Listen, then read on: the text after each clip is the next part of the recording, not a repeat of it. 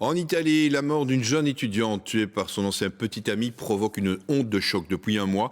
Ce matin, ces funérailles à Padoue ont attiré des milliers de personnes. Les Italiennes demandent un vrai changement culturel pour faire face au féminicide. Reportage de notre correspondante permanente en Italie, Valérie Dupont. C'est l'histoire d'un féminicide qui ébranle tout un pays.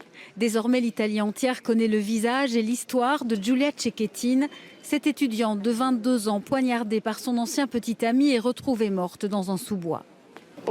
Chacune d'entre nous est Giulia. Chacune d'entre nous pourrait être Giulia. Car personne ne connaît un homme qui semble capable de faire cela et pourtant cela se produit quotidiennement.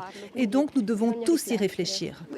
Ce qui s'est passé nous a blessés à un endroit où nous, les femmes, sommes déjà fortement blessées et ça depuis trop longtemps.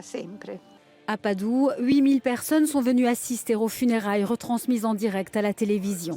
Le père de Giulia veut que son drame personnel aide à changer la société. La vie de Giulia, de ma Giulia, a été volée de manière cruelle.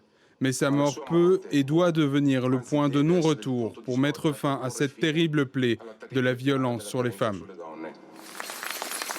À la sortie du cercueil, des milliers de femmes ont brandi leur trousseau de clés, leur unique moyen de défense lorsqu'elles sont seules en rue. Personnellement, je ne connais presque aucune femme qui n'a pas subi quelque chose, du harcèlement ou des choses plus graves. Face à la commotion nationale, le président de la République, Sergio Mattarella, a appelé à un vrai changement culturel en Italie. Depuis le féminicide de Giulia Cecchettin, le nombre d'appels dans les centres anti-violence pour les femmes a doublé.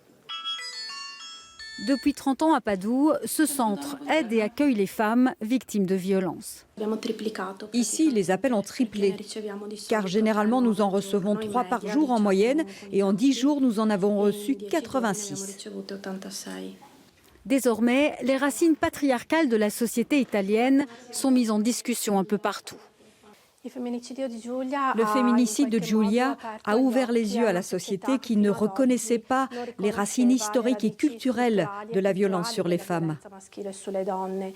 La mobilisation actuelle devra persévérer pour lentement faire changer les choses. En 2023, comme Giulia, 105 autres femmes sont mortes en Italie.